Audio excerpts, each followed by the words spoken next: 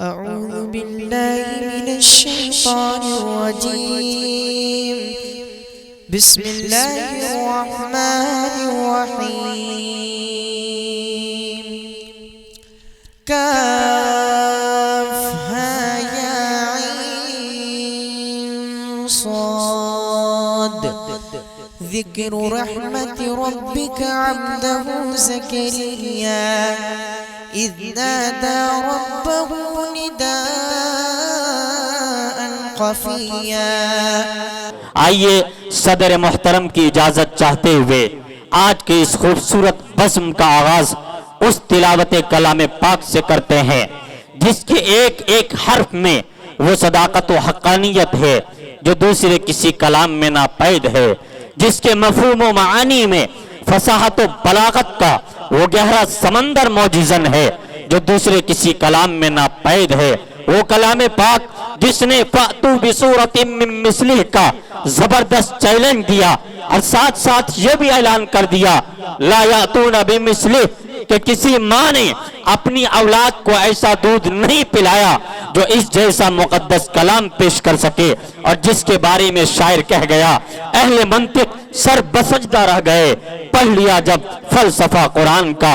तो आइए इस वज्द आफरी कलाम खुदा को पूरी शौक और रग़बत के साथ सुनते हैं और इसके लिए मैं दरख्वास्त करता हूँ एक ऐसे खुश अलहान कारी से जिनकी जिंदगी का अक्सर गोशा तिलावत कुरान, खिदमत कुरान और इशाअत कुरान में गुजरता है।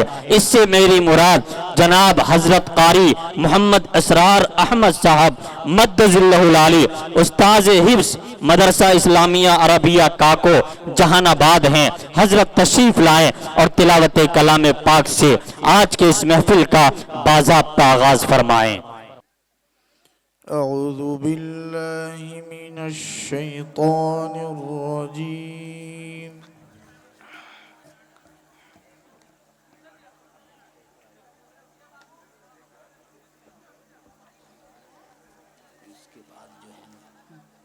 بسم الله الرحمن الرحيم.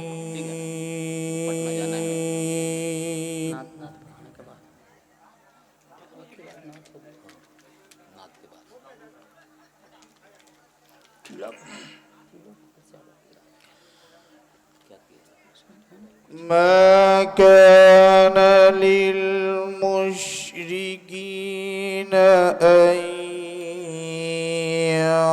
يعمروا مساجد الله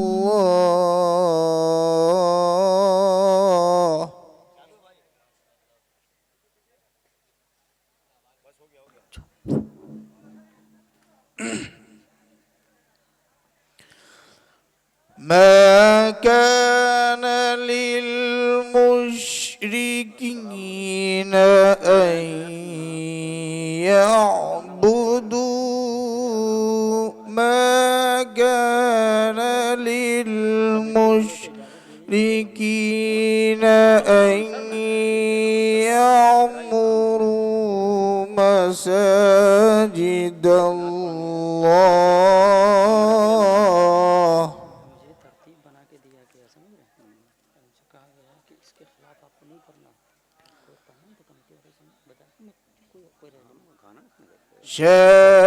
شاهدين على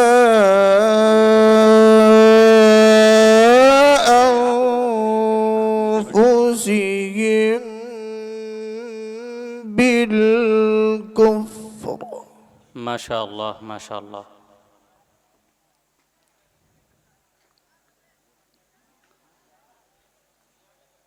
أولئك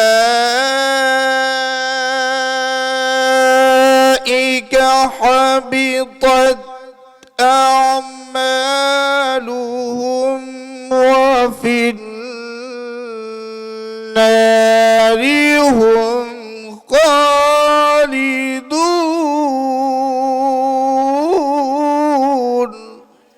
ما شاء الله.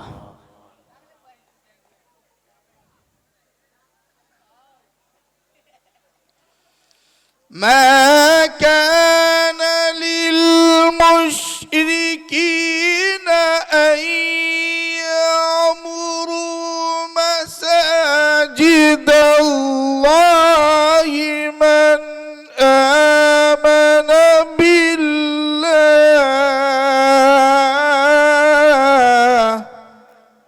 सुभान अल्लाह।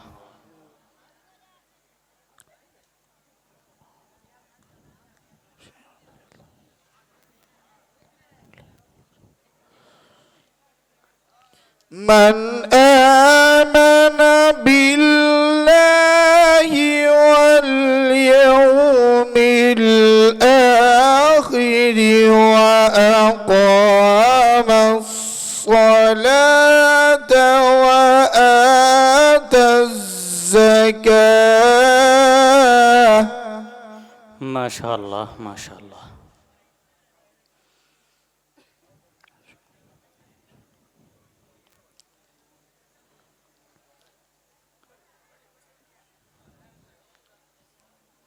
ولم يخش إلا الله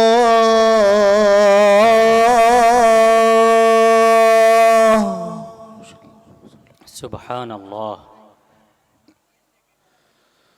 فعسى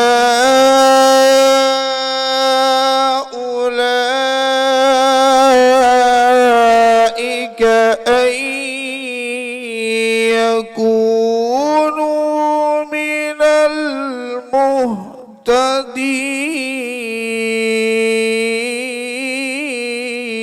المهتدين अल्लाह।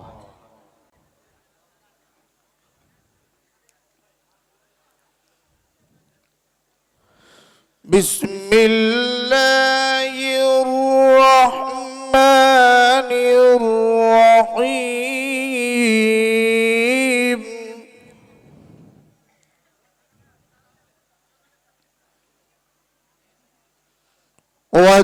والتين والزيتون وطور سينين وهذا البلد الأمين सुभान अल्लाह।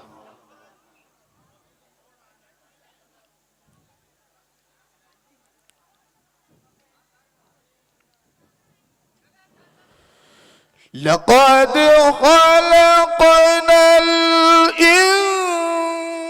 الإنسان في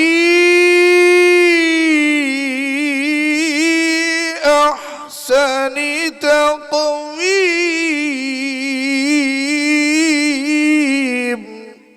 माशा अल्लाह माशा अल्लाह।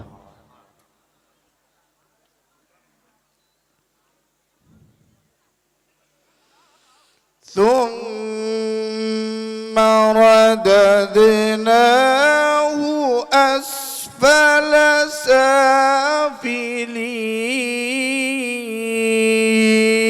سافلين सुभान अल्लाह।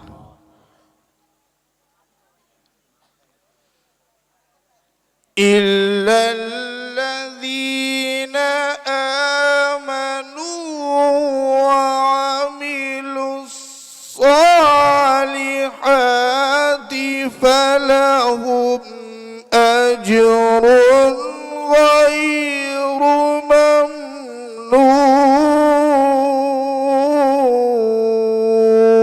ممنون सुभान अल्लाह।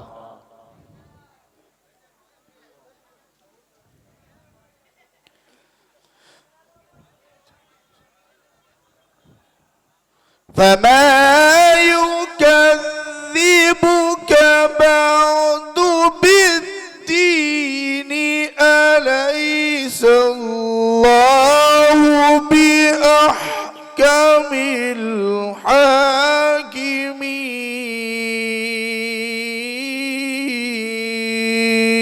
الحاكمين माशा अल्लाह। فما يكذبك بعد بالدين أليس الله بأحكم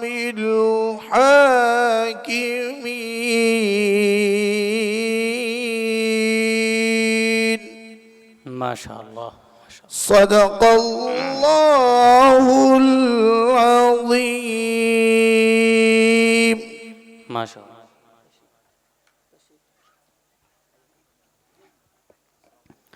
ماشاءاللہ، یہ تھے جناب حضرت حافظ و قاری اسرار احمد صاحب، استاذ حفظ مدرسہ اسلامیہ عربیہ کاکو جہان آباد، جو قرآن کریم کی تلاوت سے ہم سب کو محظوظ فرما رہے تھے۔ دوستو، میں آپ کو بتا دوں کہ حضرت قاری صاحب کو اللہ نے ظاہری بصارت سے محروم رکھا ہے، لیکن اللہ نے ایسی باطنی بصارت دی ہے۔ مجھے وہ شعر یاد آتا ہے کہ رنج سے درس لے کے راحت کا، رنج سے درس لے کے راحت کا، تم نے ظلمت میں نور دیکھا ہے، گرچہ آنکھیں نہ تھی مگر تم نے دل کی آنکھوں سے توڑ دیکھا ہے۔ یہ تھے جناب قاری صاحب۔ آئیے، بڑے ہی خوبصورت لب و لہجے میں قاری صاحب کلام پاک کی تلاوت فرما رہے تھے۔